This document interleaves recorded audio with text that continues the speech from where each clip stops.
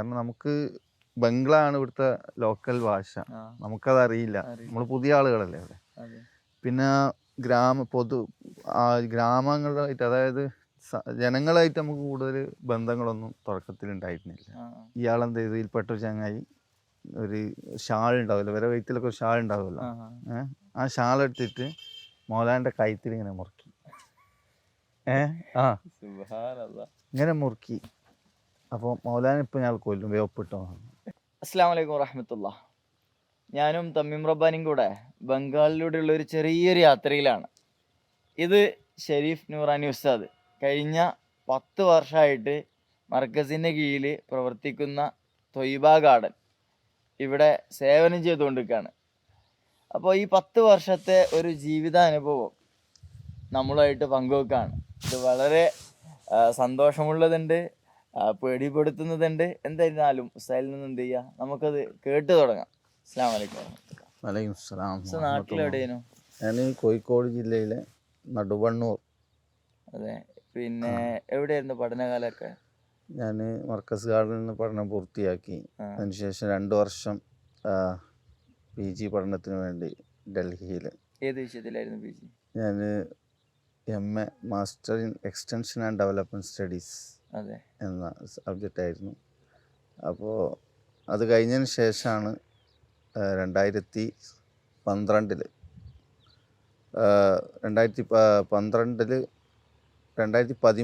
ആണ് മർക്കസ് സമ്മേളനം. 2012 അവസാനമാണെന്ന് തോന്നുന്നത്. ഒരു മർക്കസ് സമ്മേളനത്തിൽ സുഹൈർ നൂറാനി ഉസ്താദിനെ കണ്ടുമുട്ടുകയും ഉസ്താദിനെ ബംഗാളിലേക്ക് ക്ഷണിക്കുകയാണ് ചെയ്തത്.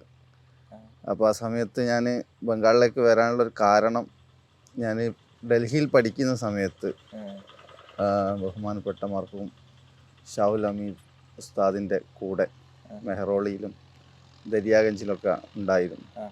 അപ്പോൾ സമയത്ത് ഉസ്താദ് ഞങ്ങളെ സംഗം വിഹാറിലുള്ള ഗല്ലികളിൽ അവിടുത്തെ കുട്ടികൾക്ക് മദ്രസ വിദ്യാഭ്യാസം നൽകാൻ വേണ്ടി ഞങ്ങളുടെ കൂടെയുള്ള പല ആളുകളെയും അയച്ചിരുന്നു. ഞാനും എൻ്റെ ഒരു സുഹൃത്തും അവിടെയുള്ള ഒരു ഗല്ലിയിലെ ഒരു മദ്രസയിൽ, ഒരു പള്ളിയിൽ താമസിച്ചായിരുന്നു കോളേജിലേക്ക് പോയിരുന്നത്. അപ്പോൾ ആ ഒരു സമയത്തുള്ള ഒരു അനുഭവം, നമ്മുടെ പ്രവർത്തന മേഖല ഉത്തരേന്ത്യയിൽ എവിടെയെങ്കിലും ആകണമെന്ന് ഞാൻ ആഗ്രഹിച്ചിരുന്നു. അപ്പോൾ അതിന് ശേഷം അവിടുന്ന് ഇറങ്ങിയതിന് ശേഷം ഞാൻ കുറച്ച് കാലം നമ്മുടെ കർണാടകയിലെ ദാവൺഗരയിൽ അവിടെ ഒരു മാസം ഒരു ഇൻറ്റേൺഷിപ്പ് രൂപത്തിൽ നിന്ന് പിന്നെ ഈ മർക്കസ് സമ്മേളനം വന്നു. അപ്പോൾ അങ്ങനെ ആണ് സുഹൈർ ഉസ്താദിനെ കണ്ടുമുട്ടുന്നതും. സുഹൈർ ഉസ്താദിൻ്റെ സീനിയറാണ് ഉസ്താദ് ബംഗാളിലേക്ക് ക്ഷണിക്കുന്നത്. അങ്ങനെ 2013 ജനുവരി 21-ാം തീയതിയാണ് ഞാൻ ആദ്യമായിട്ട് ബംഗാളിൽ എത്തുന്നത്. ഏകദേശം ഇപ്പം 11 വർഷം കഴിഞ്ഞു. അപ്പോൾ പിന്നെ ഈ ഉത്തരേന്ത്യയിലേക്ക് ഇറങ്ങി പുറപ്പെടുക എന്നുള്ള ഒരു തോന്നലുണ്ടായത് ശരിക്കും പറഞ്ഞാൽ ആ PG പഠനകാലത്ത്? ആ പഠനകാലത്ത് നമ്മുടെ ഷാ ഉസ്താദിൻ്റെ ഒരു മോട്ടിവേഷൻ എന്ന് തന്നെ പറയണം. ഉസ്താദിൻ്റെ ജീവിതാനുഭവങ്ങളൊക്കെ നമ്മൾ ഒരുപാട്, നമുക്ക് ഉസ്താദിന് കൂടുതൽ നമ്മൾ കേട്ട് പരിചയം ഉണ്ടായിരുന്നുള്ളൂ. പക്ഷെ ആ 2 വർഷം ഉസ്താദിൻ്റെ കൂടെ നിൽക്കാനും ഒരുപാട് അനുഭവ സമ്പത്തുകൾ, ഞാൻ ഉസ്താദിൻ്റെ കൂടെ പല സമയത്ത് പല സ്ഥലങ്ങളിലായിട്ട് യാത്ര ചെയ്തിട്ടുണ്ടായിരുന്നു. അപ്പോൾ ഉസ്താദ് താമസിച്ച സ്ഥലങ്ങൾ, പല ഗല്ലികൾ, അവിടുത്തെ ബുദ്ധിമുട്ടുകളൊക്കെ കണ്ടപ്പോൾ നമുക്കും ഉസ്താദിനെ പോലെ അത്ര ആയിട്ടില്ലെങ്കിലും എന്തെങ്കിലുമൊക്കെ ഈ ഒരു സമൂഹത്തിന് വേണ്ടി ചെയ്യണം എന്നുള്ള ഒരു തോന്നൽ. പിന്നെ നമ്മുടെ ഉസ്താദുമാർ, ഹക്കീം ഉസ്താദൊക്കെ എപ്പോഴും ഉത്തരേന്ത്യ തിരഞ്ഞെടുക്കണം എന്ന് പറയുന്ന ഒരു ഇതായിരുന്നു. അപ്പോൾ അതിൻ്റെ സംസാരങ്ങളിലും ക്ലാസ്സുകളിലൊക്കെ. വീട്ടിലെ പിന്നെ പ്രതികരണങ്ങളൊക്കെ എങ്ങനെയായിരുന്നു? വീട്ടുകാർ അങ്ങനെ പ്രത്യേകിച്ച് എതിർപ്പുകളൊന്നും ഉണ്ടായിട്ടില്ല. നമ്മുടെ ഉമ്മയും ഞാൻ പഠിക്കുന്ന സമയം, അതായത് 10ാം ക്ലാസ് കഴിഞ്ഞത് മുതൽ പിന്നെ വീട്ടിലില്ലല്ലോ. 8 വർഷം മർക്കസ് ഗാർഡനിലാണ്, പിന്നെ 2 വർഷം, അങ്ങനെ 10 വർഷം വീട്ടിൽ നിന്ന് മാറുന്നത് കൊണ്ട് അവർക്കതൊരു ശീലമായി. പിന്നെ അങ്ങനെ വീട്ടുകാരിൽ നിന്ന് എതിർപ്പില്ല. അതിനൊരു വലിയൊരു പോസിറ്റീവായിട്ട് ഞാൻ മനസ്സിലാക്കുകയാണ്. കാരണം പല ദായികൾക്കും കേരളത്തിന് പുറത്തേക്ക് പോകാനുള്ള ഒരു പ്രധാന പ്രശ്നം എന്നുള്ളത് വീട്ടുകാരിൽ നിന്നുള്ള എതിർപ്പാണ്. വീട്ടുകാർ സമ്മതിക്കുന്നില്ല. ഇനി കല്യാണം കഴിഞ്ഞ ശേഷമാണെങ്കിൽ ഭാര്യ വീട്ടുകാരുടെ എതിർപ്പ്. അങ്ങനെ പല അനുഭവം. ഇപ്പം ഞങ്ങളുടെ കൂടെ തന്നെ ഇവിടെ വർക്ക് ചെയ്യുന്ന പല ആളുകൾക്കും എൻ്റെ ഭാര്യൻ്റെ ഉമ്മനോട് തന്നെ ഇവിടെ ജോലി ചെയ്യുന്ന വേറൊരാളുടെ ഭാര്യൻ്റെ ഉമ്മ ചോദിച്ചു, നിങ്ങളെ ബംഗാളിയാണ്, മോളെ കെട്ടിക്കുന്നത് ബംഗാളിയാണ് എന്ന് അറിഞ്ഞിട്ട് എന്തിനാണ് ഇതിന് നിന്നത്? കാരണം മൂപ്പര് കല്യാണം കഴിഞ്ഞതിന് ശേഷമാണ് ബംഗാളിലേക്ക് വന്നത്. ഞാൻ കല്യാണത്തിൻ്റെ മുമ്പ് ബംഗാളിലേക്ക് അങ്ങനെ ചോദിച്ചു. പക്ഷെ അവരുടെ ഭാഗത്തുനിന്നും നല്ലൊരു സപ്പോർട്ട്, അതായത് രണ്ട് കുടുംബത്തിൽ നിന്നുള്ള സപ്പോർട്ടുള്ളത് കൊണ്ടാണ് ഇത്രയും വർഷം ഇവിടെ പിടിച്ചു നിൽക്കാൻ കഴിഞ്ഞത്. കാരണം നമുക്ക് നമ്മൾ മാത്രം വിചാരിച്ചാൽ അങ്ങനെ നിൽക്കാൻ കഴിയില്ലല്ലോ. നമ്മുടെ കുടുംബത്തിൽ നിന്നുള്ളൊരു സപ്പോർട്ട് കൂടെ വേണം. അപ്പോൾ ആ രണ്ട് ഫാമിലിയും, എൻ്റെ കുടുംബവും അവരുടെ കുടുംബവും നല്ല സപ്പോർട്ടുണ്ട്. ഇപ്പൊ ഇവിടെ ഭാര്യ കൂടെ ഉണ്ടല്ലേ? ആ, ഭാര്യ കൂടെ ഉണ്ട്. അപ്പോൾ അങ്ങനെ അവിടെ നിന്ന് ബംഗാളിലേക്ക് 2013 ജനുവരിയിലാണ് ഞാൻ വരുന്നത്. അപ്പോൾ എന്നോട് സുഹൈർ ഉസ്താദ് പറഞ്ഞത് നമുക്കവിടെ സ്ഥാപനമുണ്ട്, അവിടുത്തെ കുട്ടികൾക്ക് എന്താണ് നമുക്ക് മാത്സൊക്കെ പഠിപ്പിക്കാൻ ഒരാൾ വേണം. നമുക്ക് പണ്ടേ ഒരു ഇൻട്രസ്റ്റ് ഉള്ള വിഷയമാണ് മാത്സ്. അപ്പോൾ അത് ഉസ്താദിനറിയാം. അങ്ങനെയാണ് എന്നെ തന്നെ സെലക്ട് ചെയ്യുന്ന. കൂടെയുള്ള നമ്മളെ സയ്യിദ് സ്വാദിഖ് നൂറാനി മൂപ്പരാണ് നമ്മളെ സജസ്റ്റ് ചെയ്തത്. അല്ല, ഈ ഒരു ഡിഗ്രി ഒക്കെ കഴിഞ്ഞിട്ട് ബംഗാളിലേക്ക് പോവുക, എന്നിട്ട് അവിടെ പിന്നെ ചെറിയ മദ്രസ സംവിധാനം തന്നെ ഇല്ല. അവിടെ അങ്ങനെ പോയിട്ട് ഇങ്ങനെ നിൽക്കുക, അങ്ങനെയുള്ള നാട്ടുകാരുടെ പ്രതികരണങ്ങൾ എങ്ങനെയായിരുന്നു? നാട്ടുകാരുടെ ഭാഗത്തു നിന്ന് അങ്ങനെ ഒരു എതിർപ്പൊന്നുമില്ല. കാരണം നമ്മൾ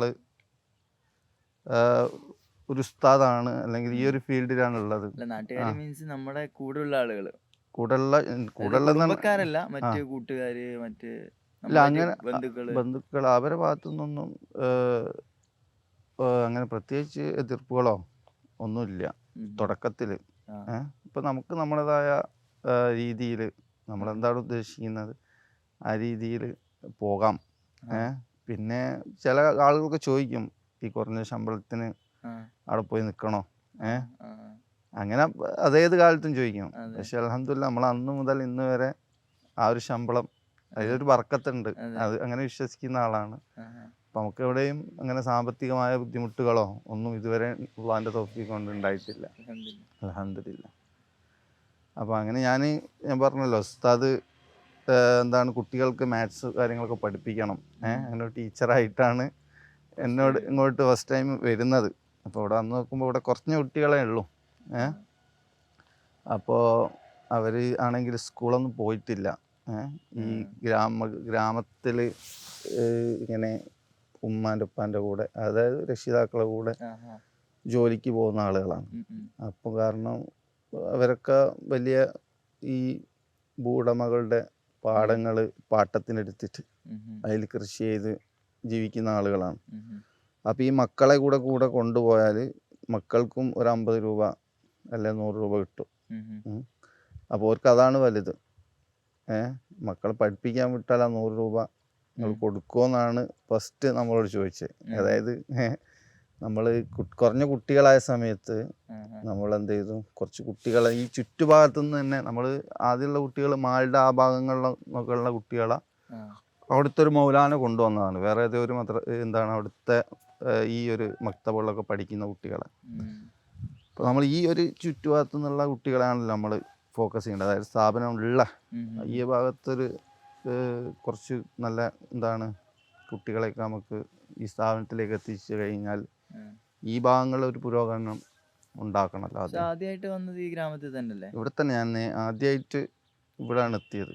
ഞാൻ പൊതുവെ യാത്ര ചെയ്യൽ കുറവാണ്. അപ്പോൾ എൻ്റെ 11 വർഷത്തിൻ്റെ ഭൂരിഭാഗ സമയവും ഞാൻ ഈ തൊയ്ബയുടെ പരിസരങ്ങളിലായിട്ടുണ്ട്. അപ്പോൾ അങ്ങനെ നമ്മൾ ഗ്രാമങ്ങളിലേക്ക് ഇറങ്ങി പോയ ചോദിക്കുന്ന സമയത്ത് അപ്പം അവർ പറഞ്ഞ അവരുടെ ഒരു പ്രതികരണമാണ്. ഇപ്പം കുട്ടി ഞങ്ങളെ കൂടെ ജോലിക്ക് പോകാൻ 100 രൂപ കിട്ടും, നിങ്ങളെ കൂടെ വിട്ടാൽ, അതായത് പഠിക്കാൻ വിട്ടാൽ നിങ്ങൾ എന്ത് കൊടുക്കും? അതായത് വിദ്യാഭ്യാസത്തിൻ്റെ ഒരു പ്രാധാന്യം അവർക്ക് അറിയില്ല. അൽഹംദുലില്ലാ അങ്ങനെ അത് അവർ നിഷ്കളങ്കം, അത് അറിയാത്തത് കൊണ്ടുള്ള ചോദ്യമാണ്. അൽഹംദുലില്ലാ അവരെ മക്കളിപ്പം നമ്മുടെ സ്ഥാപനത്തിൽ പഠിച്ചു വളർന്നു. അവർ കഴിഞ്ഞ ദിവസം നമ്മുടെ ബിരുദം വാങ്ങി ആ 2 കുട്ടികൾ. അപ്പോൾ അതിലൊരാൾ നമ്മുടെ ട്രാൻസ്ലേഷൻ ഡിപ്പാർട്ട്മെൻറ്റിൻ്റെ ഹെഡാണ്. തൊയ്ബ 10 വർഷം പൂർത്തീകരിച്ചാണ്. അതിന്റെ വിശേഷങ്ങളൊക്കെ കഴിഞ്ഞ വീഡിയോയിൽ നമ്മൾ സംസാരിച്ചിട്ടുണ്ട്. അപ്പോൾ അതുകൊണ്ട് ഞാൻ കൂടുതൽ അതിലേക്ക് പോകുന്നില്ല. അത് തൊയ്ബയെ കുറിച്ചും പിന്നെ അതിന്റെ സംവിധാനങ്ങളെ കുറിച്ചൊക്കെ അറിയേണ്ടവരെന്ത് ചെയ്യുക, തൊട്ട് താഴെയുള്ള വീഡിയോസുകളൊക്കെ പോയിട്ടൊന്ന് കാണണം. അങ്ങനെ അതേപോലെ തന്നെ നമ്മളൊരു പുതിയൊരു സിസ്റ്റം കൊണ്ടുവരികയാണല്ലോ ഒരു നാട്ടിൽ, അവർക്ക് പരിചയമില്ലാത്തൊരു സിസ്റ്റം. അപ്പോൾ അതിനെ ആളുകൾ 2 നിലയ്ക്കാണ് അതിനോടുള്ള അവരുടെ ഒരു അറ്റാച്ച്മെൻ്റ് ഉണ്ടാകുക. ഒന്ന് കുറച്ച് നല്ല രീതിയിൽ അതിനോട് പുതിയ സിസ്റ്റത്തിനെ ഉൾക്കൊള്ളുന്ന കുറഞ്ഞ ആളുകളുണ്ടാവും. പക്ഷെ ഭൂരിപക്ഷവും എന്താണ്, അവർ വിവരമില്ലാത്ത ആളുകളാണ്. അതായത് മൊബൈൽ സ്മാർട്ട് ഫോണുകൾ കണ്ടിട്ടില്ല, പുറം ലോകത്തെക്കുറിച്ച് കൂടുതൽ ധാരണയില്ല. അങ്ങനത്തെ ആളുകളാണ് ഭൂരിപക്ഷം ഇവിടെ ഉള്ളത്. അതുകൊണ്ട് തന്നെ ഈ ഒരു പുതിയ സിസ്റ്റം ഉൾക്കൊള്ളാൻ അവർ തയ്യാറല്ലായിരുന്നു. തയ്യാറല്ല എന്ന് പറഞ്ഞാൽ എത്രത്തോളം എന്ന് വെച്ചാൽ ഈ ഒരു സിസ്റ്റം ഇവിടെ വേണ്ട എന്നുള്ള നിലപാട്. നിങ്ങളിവിടെ വേണ്ട, കേരളക്കാർ ഞങ്ങളെ നന്നാക്കാൻ വരണ്ട എന്നുള്ള നിലപാടുള്ള ഒരു ഭൂരിപക്ഷം ഞങ്ങൾക്കെതിരായിട്ട് അവിടെ ഉണ്ട്. കുറഞ്ഞ ആളുകൾ അല്ല, ഞങ്ങളെ കുട്ടികളെ നിങ്ങൾ പഠിപ്പിക്കണം എന്ന് പറയുന്ന ആളുകൾ. അപ്പോൾ ഞങ്ങൾക്ക് ആ തുടക്ക കാലഘട്ടത്തിലുള്ള ഒരു വെല്ലുവിളി എന്ന് പറഞ്ഞാൽ ഈ ഭൂരിപക്ഷത്തിനെ എങ്ങനെ കൈകാര്യം ചെയ്യുക എന്നുള്ളതാണ്. അപ്പോൾ ഈ വെട്ടാൻ വരുന്ന പോത്തിനോട് വേദോതിയിട്ട് കാര്യമില്ല എന്ന് പറഞ്ഞ മാതിരി ഇവരോട് നമ്മൾ ഈ എഡ്യൂക്കേഷനെ കുറിച്ചും അതുകൊണ്ട് അവർക്കുണ്ടാകുന്ന നേട്ടങ്ങളെക്കുറിച്ചൊന്നും പറഞ്ഞിട്ടൊന്നും അവരതൊന്നും ഉൾക്കൊള്ളുന്നു. അപ്പോൾ ആ ഒരു വെല്ലുവിളിയാണ് നമുക്ക് തുടക്കത്തിൽ ഉണ്ടായിരുന്നത്. എത്രത്തോളം എന്ന് വെച്ചാൽ ഇവർ നമ്മളെന്ത് ചെയ്താണ്, കേരളക്കാർ ഇവിടുന്ന് എങ്ങനെയെങ്കിലും നമുക്ക് കെട്ടിക്കണം. അപ്പോൾ അതിന് വേറൊരു കാരണം എന്നാൽ ഇവിടെ മൊത്തത്തിൽ ഇവിടുത്തെ ഒരു നിയന്ത്രണം എന്ന് പറഞ്ഞാൽ ലോക്കൽ പൊളിറ്റീഷ്യൻസ്, രാഷ്ട്രീയക്കാരെ കൈകളിലാണ്. അപ്പോൾ അവർക്ക് ഭയമാണ്, അവർ ഈ ആളുകൾ പഠിച്ചു കഴിഞ്ഞാൽ പിന്നെ അവരെ നിയന്ത്രണത്തിൽ നിന്ന് നഷ്ടപ്പെട്ടു പോകുമോ എന്നുള്ളൊരു ഭയം കാരണം ഇവർ ബേക്കിൽ നിന്ന് എന്ത് ചെയ്തു, നമ്മളെ ഇവിടെ നിന്ന് ഒഴിവാക്കാനുള്ള പല ശ്രമങ്ങളും നടത്തി. പക്ഷെ അള്ളാന്റെ തൗഫീഖ് കൊണ്ട് നമ്മൾ ആ ഒരു വെല്ലുവിളികളൊക്കെ അതിജയിച്ചു. അപ്പോൾ ആ സമയത്ത് അവിടെ ഉസ്താദിന് സഹായങ്ങളൊക്കെ ചെയ്തിരുന്ന ഒരു ബംഗാളിയായ ആൾ. അപ്പോൾ അയാൾ ത്രൂ ആണ് നമ്മൾ ഇവിടെ എത്തിപ്പെടുന്നത്. ഇവിടെ പഴയ ഒരു ദാറുൽ ഉലൂം ഒരു കമ്മിറ്റി, അവർ ആണ് നമ്മളിവിടെ കൊണ്ടുവരുന്നത്. പക്ഷെ അവരുടെ ഒരു ലക്ഷ്യം എന്ന് പറഞ്ഞാൽ നമ്മൾ അവർക്ക് ഫണ്ടുകൾ കൈമാറുന്നു, അവർ അവരുടേതായ ഇഷ്ടത്തിന് അവർക്ക് തോന്നിയ രീതിയിൽ സ്ഥാപനം നടത്തുന്നു എന്നൊരു കൺസെപ്റ്റിലാണ് അവർ നമ്മളിവിടെ കൊണ്ടുവരുന്നത്. പക്ഷെ ആ രൂപത്തിലല്ല നമ്മൾ, അതായത് നമുക്ക് കൃത്യമായ ഓഡിറ്റിങ്ങും ഇതിന് മറ്റ് സ്ഥലങ്ങളിൽ നമുക്ക് കൃത്യമായ കാര്യങ്ങളൊക്കെ അവതരിപ്പിക്കേണ്ടതുണ്ട് എന്ന് അവർക്ക് ബോധ്യപ്പെട്ടതുകൊണ്ട് പിന്നെ അവർ തന്നെ നമ്മൾ എന്താണ് ഇവിടുന്ന് ഒഴിവാക്കാനുള്ള ശ്രമമാണ് തുടക്കത്തിലുണ്ടായത്. അതായത് അവർക്ക് പൈസ കിട്ടണം, അവർക്ക് തോന്നിയതുപോലെ അത് ഉപയോഗിക്കണം, അവർക്ക് സ്ഥാപനം നടക്കുക എന്നുള്ളതൊന്നും അവരുദ്ദേശമല്ല. പക്ഷെ അങ്ങനെ ഫണ്ട് നമ്മൾ കൊടുക്കില്ല എന്ന് അവർക്ക് ബോധ്യപ്പെട്ടപ്പോൾ അവരാണ് ആദ്യം നമ്മളിവിടുന്ന് ഒഴിവാക്കാൻ ശ്രമിച്ചത്. അപ്പോൾ ഞാൻ 2013 തുടക്കത്തിലാണ് വന്നത്. അപ്പോൾ അതിൻ്റെ ഒരു മുറിപ്പൊക്കെ ഇവിടെ ഉണ്ട്. പക്ഷെ അന്ന് എനിക്ക് അറിയില്ല. അന്ന് നമ്മുടെ സ്ഥാപനം നമ്മളെ കയ്യിലാണ്, നമുക്ക് രജിസ്റ്റർ ചെയ്ത് തന്ന സ്ഥാപനമാണ്. അതുകൊണ്ട് അവർക്ക് അത് തിരിച്ചെടുക്കാനുള്ള വേറെ ഓപ്ഷനൊന്നുമില്ല. രജിസ്റ്റർ ചെയ്ത സ്ഥാപനമാണല്ലോ. അപ്പോൾ പിന്നെ ബാക്കിയുള്ള സ്ഥാപനങ്ങൾ നമ്മൾ സ്വന്തമായിട്ട് നമ്മൾ സ്ഥലം വാങ്ങിച്ചുണ്ടാക്കിയാണ്. അന്ന് അത് മാത്രമേ ഉള്ളൂ. അവിടെ ഒരു 5 ക്ലാസ് റൂമും പിന്നെ ചെറിയൊരു ഓഫീസ്. അപ്പോൾ അവർ പിന്നെ നമ്മളെങ്ങനെയെങ്കിലും ഒഴിവാക്കാനുള്ള പല ആരോപണങ്ങളും ആ. അവരെങ്ങനെയാണ് ഇങ്ങനെയാണ് ആ. എന്നൊക്കെ പറഞ്ഞ് ജനങ്ങൾക്കിടയിൽ, കാരണം നമുക്ക് ബംഗ്ലാണ് ഇവിടുത്തെ ലോക്കൽ ഭാഷ, ആ. നമുക്കതറിയില്ല, അറിയില്ല. നമ്മൾ പുതിയ ആളുകളല്ലേ അവിടെ. അതെ. പിന്നെ ഗ്രാമങ്ങളായിട്ട്, അതായത് ജനങ്ങളായിട്ട് നമുക്ക് കൂടുതൽ ബന്ധങ്ങളൊന്നും തുടക്കത്തിൽ ഉണ്ടായിരുന്നില്ല. ആ. നമ്മൾ സ്ഥാപനത്തിലെ കുട്ടികൾ, ആ. അപ്പോൾ അവർക്ക് ക്ലാസ് എടുക്കും ആ. എന്നുള്ളതല്ലാതെ പിന്നെ 1-2 ലോക്കൽ മൗലാനമാരെയും വെച്ചിരുന്നു ആ സമയത്ത് ആഹാ. ഈ ബംഗ്ലാ പഠിപ്പിക്കാൻ വേണ്ടി. പക്ഷെ അവരും നമുക്കെതിരെ എന്തൊക്കെയാണോ പറയുന്നത് അവര് നാട്ടുകാരുടെ കൂടെയാണ് ആ. അപ്പോൾ അവർ നമ്മളെക്കുറിച്ച് നമ്മളെ മുന്നിൽ നല്ല ഇതായിരിക്കും, പക്ഷെ ആളുകളോട് വേറെ രൂപത്തിൽ പോയി സംസാരിക്കും. പക്ഷെ അവർ നമ്മളെക്കുറിച്ച് എന്താ പറയുന്നതെന്ന് നമുക്കറിയില്ലല്ലോ, നമ്മൾ ഭാഷ പഠിച്ചിട്ടില്ല. ശരിക്കും ഒരു പ്രത്യേക ഒരു സാഹചര്യത്തിലൂടെ ആയിരിക്കും കടന്നു പോകുന്നല്ലേ. തീർച്ചയായിട്ടും ആളുകൾ നമ്മളെക്കുറിച്ച് നമ്മൾ മുഖത്ത് നോക്കി എന്തൊക്കെയോ പറയുന്നത്, അപ്പോൾ നമ്മളിങ്ങനെ അത് കേട്ട് നിൽക്കുകയാണ്, എന്താണ് പറയുന്നത് മനസ്സിലാകുന്നില്ല. അങ്ങനെ കുറച്ച് കഴിഞ്ഞപ്പോൾ ഇവർ ഞങ്ങളിങ്ങനെ ഒരു ദിവസം ഒരു മഗ്‌രിബ് സമയം കുട്ടികളൊക്കെ ഇങ്ങനെ പഠിച്ചുകൊണ്ടിരിക്കുകയാണ് അവിടെ. അപ്പോൾ പെട്ടെന്ന് പുറത്തുനിന്നൊരു സുമോ ഒരു 5-6 ആൾക്കാർ പെട്ടെന്ന് വന്നു. എന്നിട്ട് ഞങ്ങളോട് ഓഫീസ് കയറാൻ പറഞ്ഞു. ഞാൻ പുറത്താണുള്ളത്.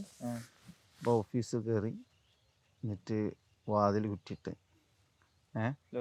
ലോക്ക് ചെയ്ത്. അപ്പോൾ ഇവിടുത്തെ 1-2 ആളുകൾ, പിന്നെ ലോക്കൽ ഗുണ്ടകൾ ആണെന്ന് തോന്നുന്ന രൂപത്തിൽ ഒരു 5-6 ആൾക്കാരുണ്ട്. എന്നിട്ട് അതിൽ നിന്നുള്ളൊരു ആളെന്ത് ചെയ്തു, ഒരു പേപ്പർ എടുത്തിട്ട് അതിലെന്തൊക്കെ ബംഗ്ലയിൽ എഴുതി. എന്നിട്ട് ഓന് കുറച്ചൊക്കെ ഹിന്ദി അറിയാം. അപ്പോൾ ഞാൻ ചോദിച്ചു എന്താണ് സംഭവം, ഒന്നും മനസ്സിലാകുന്നില്ല. പെട്ടെന്ന് വരികയാണല്ലോ. അപ്പോൾ കയ്യിലുള്ള മൊബൈൽ ആദ്യം പിടിച്ചു. അപ്പോൾ അന്ന് ഞാനും എൻ്റെ ഒരു മുഹമ്മദ് കുഞ്ഞി നൂറാനി, കണ്ണൂർക്കാരനാണ്. അങ്ങനെ മുപ്പര്, അങ്ങനെ ഞങ്ങൾ 2 പേരാണ് ഉള്ളത്. പിന്നെ അവിടുത്തെ ഒരു മൗലാന, ഒരു മാടക്കാരനായ, അങ്ങനെ 3 പേര്. എന്നിട്ട് ഇവർ അതിൽ എഴുതി എന്താണെന്ന് വെച്ചാൽ, ഞങ്ങൾ ഈ സ്ഥാപനം പഴയ ഇവിടുത്തെ ദാറുൽ ഉലൂമിന് തിരിച്ച് നൽകി, ഞങ്ങൾ കേരളക്കാർ ഇവിടെ നിന്ന് തിരിച്ചു പോകാൻ ഞങ്ങൾക്ക് സമ്മതമാണ്. അതാണ് എൻ്റെ ടോട്ടൽ മീനിങ്. എന്നിട്ട് അതിൻ്റെ അടിയിൽ ഒരു ഒപ്പിടാൻ പറഞ്ഞു. മൗലാന പറഞ്ഞു ഞാൻ ഒപ്പിടൂല. മൗലാന ഇവിടുത്തെ ഞങ്ങൾ കൊണ്ടുവന്ന ആളാണ്. അപ്പോൾ അയാൾ ഒപ്പിടില്ല എന്ന് പറഞ്ഞാൽ ഞാൻ പറഞ്ഞു ഞാനും ഒപ്പിടൂല. ധൈര്യമായി. അപ്പോൾ ഇയാളെന്ത് ചെയ്തു, ഇതിൽപ്പെട്ടൊരു ചങ്ങായി ഒരു ഷാൾ ഉണ്ടാവില്ല, വരെ വയറ്റിലൊക്കെ ഒരു ഷാൾ ഉണ്ടാവുമല്ലോ, ആ ഷാൾ എടുത്തിട്ട് മൗലാൻ്റെ കഴുത്തിൽ ഇങ്ങനെ മുറുക്കി. ഇങ്ങനെ മുറുക്കി. അപ്പോൾ മൗലാന ഇപ്പം ഞങ്ങൾ കൊല്ലും, ഒപ്പിട്ടോ. മൗലാനല്ല, മൗലാന ഞങ്ങൾ കൊല്ലും ഇപ്പോൾ, അടുത്ത നിങ്ങളാണെന്നുള്ളതിൽ ഒപ്പിട്ടോ. അപ്പം കൂടെയുള്ള നൂറാനി മൂപ്പരിങ്ങനെ കുറച്ചൊന്ന് പേടിച്ച്. അങ്ങനെ മൂപ്പരിങ്ങനെ നിക്കാഹൊക്കെ കഴിഞ്ഞിങ്ങനെ കല്യാണമൊക്കെ ഇങ്ങനെ സെറ്റായിക്കുന്ന സമയമാണ്. അതെ, പഠിച്ചവനെ ഇപ്പം നാട്ടിൽ പോകാനാവില്ല എന്നൊക്കെയുള്ള ബേജാറിലോ എന്തോ മൂപ്പരൊപ്പിട്ട് എനിക്ക് ചെറിയൊരു പേടി. ഇനിയിപ്പോൾ അടുത്ത മൂപ്പരൊപ്പിട്ടല്ലോ എൻ്റെ കാര്യത്തിലാണോ പിടിക്കുക. എന്നാലും മറ്റാൾ ഒപ്പിട്ടില്ലല്ലോ, ഒരു ധൈര്യം ഉണ്ട്. അങ്ങനെ ഇയാൾ ഒപ്പിട്ട് തന്നെ ഞാൻ എന്ത് ചെയ്തു, ഒപ്പിടാൻ തയ്യാറായി. പക്ഷെ എനിക്ക് ഒപ്പിടേണ്ടി വന്നില്ല. അപ്പം തന്നെ പെട്ടെന്ന് പുറത്തുനിന്ന് വേറെ ആരോ വന്ന്. ഇപ്പോൾ നമ്മൾ എല്ലാ വലിയാക്കന്മാരെയും വിളിച്ചിന്. അൽഹംദുലില്ലാ നമ്മൾ ബദർ മൗലീദൊക്കെ സ്ഥിരമായിട്ട് ചെല്ലാറുണ്ടായിരുന്നു. അതിൻ്റെ തുടക്കം നമ്മൾ ഖലീൽ തങ്ങൾ നിർദ്ദേശിച്ചാണ് ഇങ്ങനെ ചെറിയ പ്രശ്നങ്ങളൊക്കെ അതിൻ്റെ മുമ്പുള്ള സമയത്ത്. അപ്പോൾ ആ സമയത്ത് പെട്ടെന്ന് പുറത്തുനിന്ന് കുറച്ച് ആൾക്കാർ പെട്ടെന്ന് വന്നു. എന്താ അവിടെ സംഭവം എന്നൊക്കെ ചോദിച്ച്. ഇങ്ങനെ ഇവർ തമ്മിൽ ക്ലാഷായി, പ്രശ്നമായി, ഇവർ തമ്മിൽ പ്രശ്നമായി. അങ്ങനെ അവർ പെട്ടെന്ന് അവിടെ ഇട്ട് ഓടി. ഈ വന്ന ആൾക്കാർ, അടിക്കാൻ വന്ന ആൾക്കാർ ഓടി. ഞങ്ങളെ മൊബൈലൊക്കെ അവർ കൊണ്ടുപോയി. അപ്പോൾ അത് ആ സമയത്ത് ഞങ്ങളെ ഈ ഭാഗത്തുള്ള ഈ കരിഞ്ചവാടി ഗ്രാമത്തിലുള്ള കുറച്ച് ആൾക്കാരാണ് നമ്മളെ രക്ഷകരായിട്ട് വന്നത്. നമുക്ക് സപ്പോർട്ട് ആ സ്ഥലം നമ്മൾ പുതിയ അതായത് ഇപ്പോൾ നമ്മുടെ സ്കൂള് നിൽക്കുന്ന സ്ഥലം അത് തന്ന ആളുകൾ. അങ്ങനെ പിന്നെ അവിടുന്ന് കുറേ ദിവസങ്ങൾ എന്ന് പറഞ്ഞാൽ പോലീസ്, കോടതി. ഞാൻ ആദ്യമായിട്ടാണെങ്കിൽ പോലീസ് സ്റ്റേഷനൊന്നും പോയിട്ട് പരിചയമില്ല, കോടതിയിലൊക്കെ ആദ്യമായിട്ട് പോവുകയാണ്. അപ്പം പിന്നെ എന്നും പോലീസ് സ്റ്റേഷൻ, പിന്നെ കോടതിയിൽ പോകണം.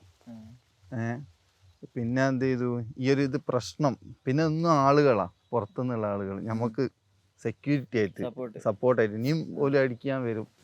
അപ്പോൾ എന്ന് പറഞ്ഞാൽ ഇവിടെ ഉള്ള കുറച്ച് ഗ്രാമക്കാർ, അതായത് റോഡിൻ്റെ ആ ഭാഗത്തുള്ള ഗ്രാമക്കാർ ഫുള്ള് നമ്മൾ എതിരാളികളും, ഇവിടെ ഉള്ള ഈ ഗ്രാമക്കാർ സപ്പോർട്ട്. അപ്പോൾ അതായത് ഗ്രാമങ്ങൾ തമ്മിലുള്ള ഒരു ഒരു കോമ്പറ്റീഷനായി മാറിയത്.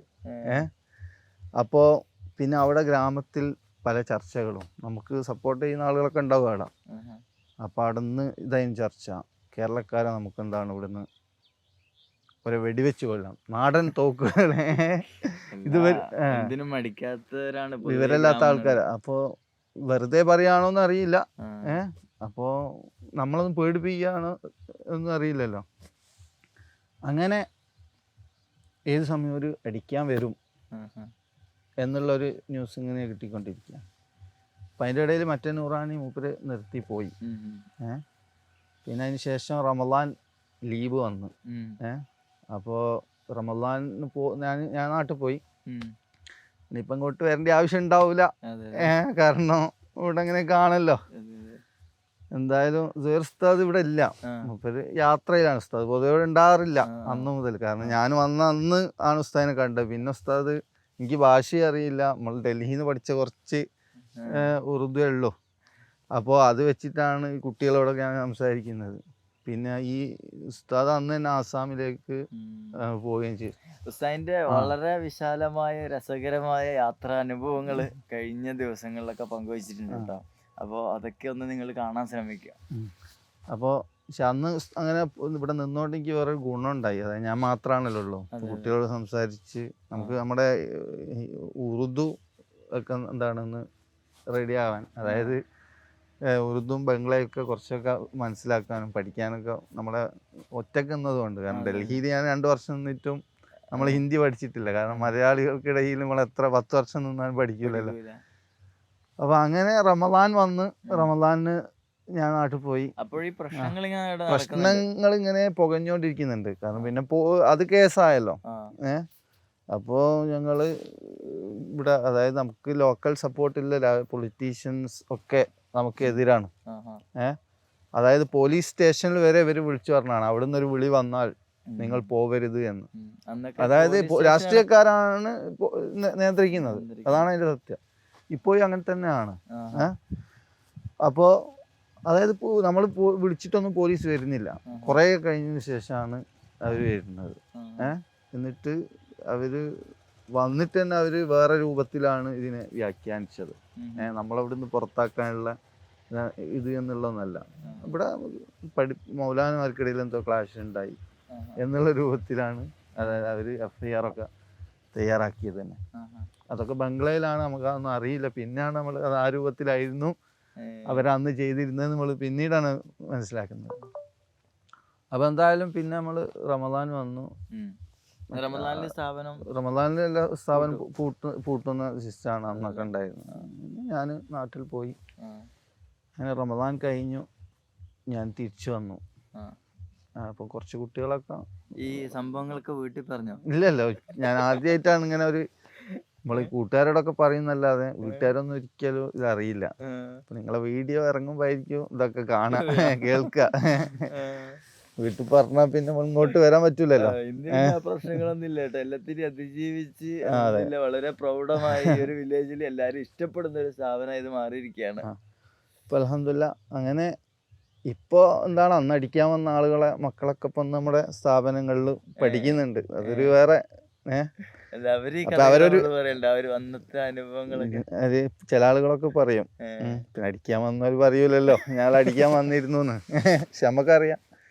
പക്ഷെ അങ്ങനെ അത് കഴിഞ്ഞിട്ട് പിന്നെ അന്ന് തന്നെ ഇവർ പറയുന്നുണ്ട്, ഇനി ഞങ്ങൾ പൂട്ടിക്കിനി ഞങ്ങളാണ് ഇവിടെ നടത്തുക എന്നൊക്കെ.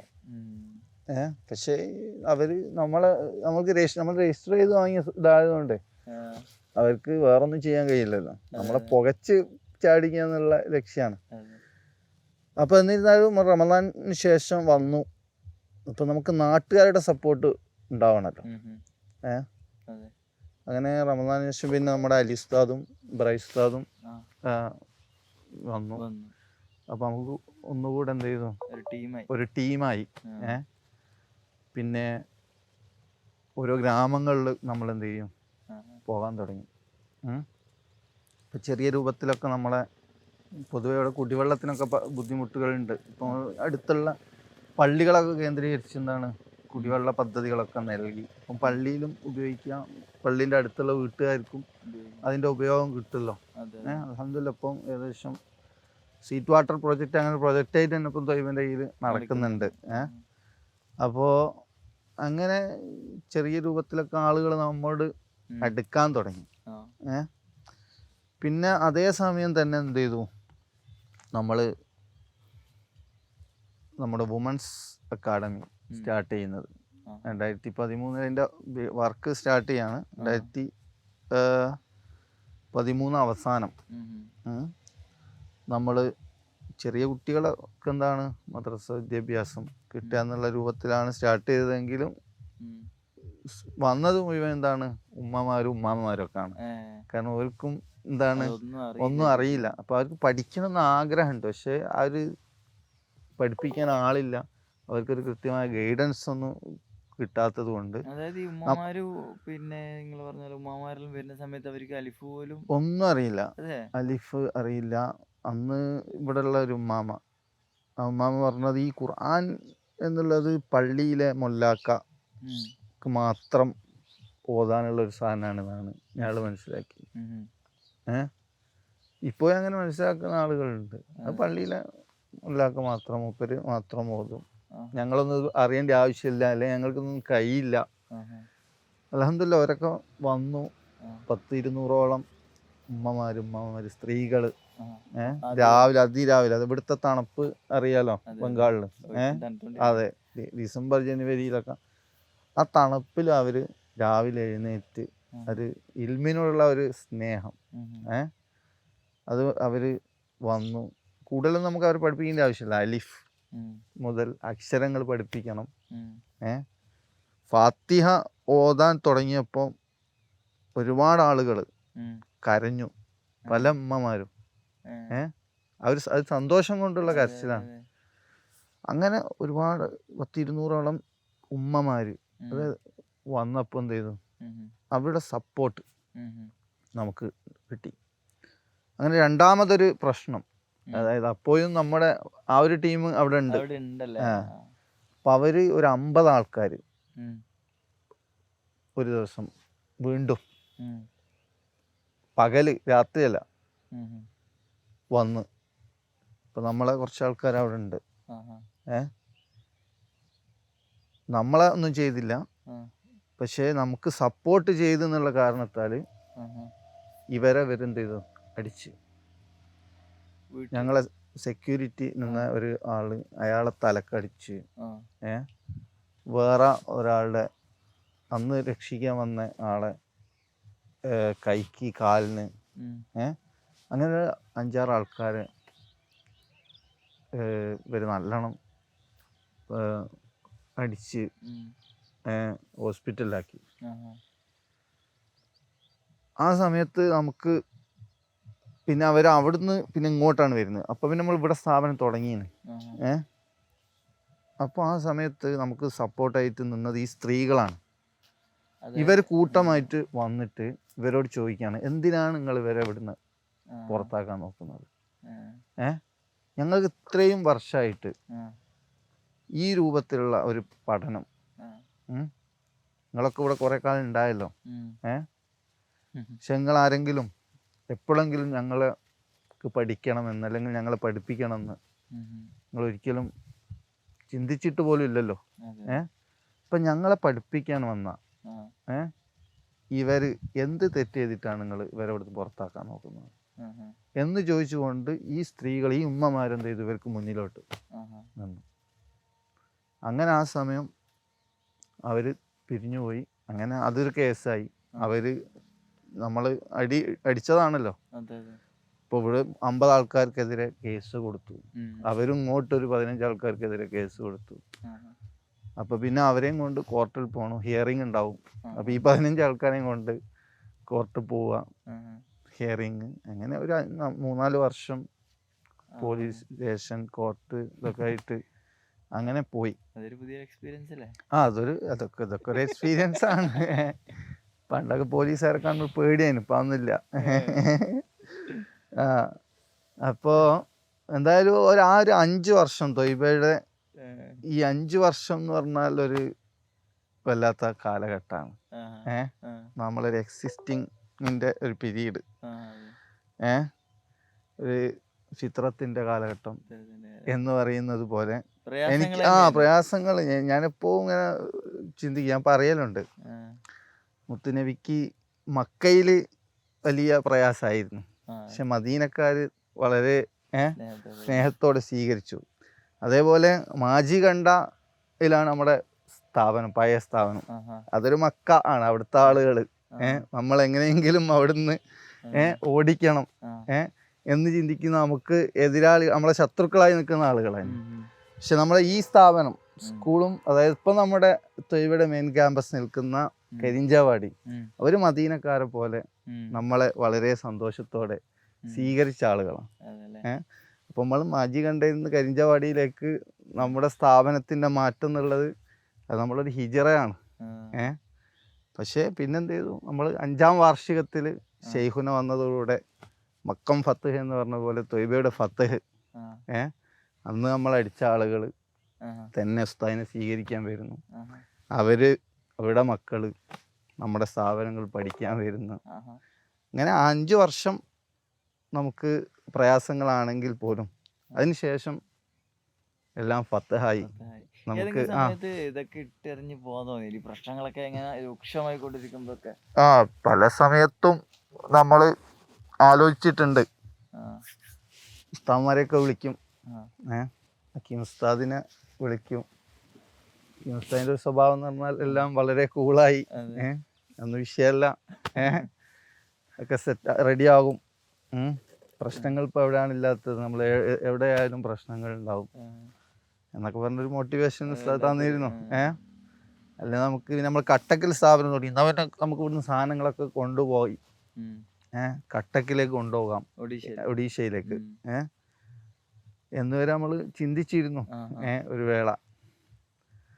പക്ഷെ ഉസ്താദുമാരെ ദുആ, പിന്നെ ദീനിൻ്റെ കാര്യമാണല്ലോ, അള്ളാഹിൻ്റെ സപ്പോർട്ട് അതെല്ലാ സമയത്തും ഉണ്ടാവും. അതെന്തായാലും ഈ ആദ്യ 5 വർഷം, അതായത് പ്രതിസന്ധികളുടെ ഒരു കാലത്തെ യഥാർത്ഥ അനുഭവങ്ങളാണ് ഷെരീഫ് നൂറാനി ഉസ്താദിലൂടെ നമ്മൾ കേട്ടറിഞ്ഞത്.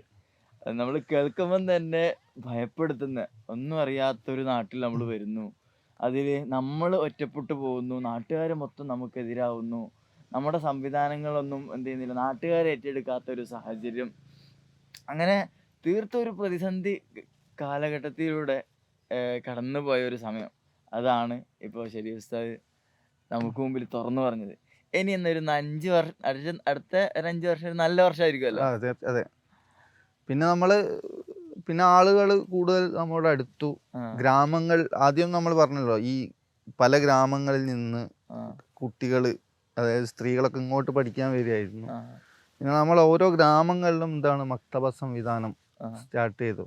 എന്തായാലും ആ ഒരു വിശേഷങ്ങൾ നമുക്ക് അടുത്തൊരു എപ്പിസോഡിൽ കാണാം കേട്ടോ, കാത്തിരിക്കുക.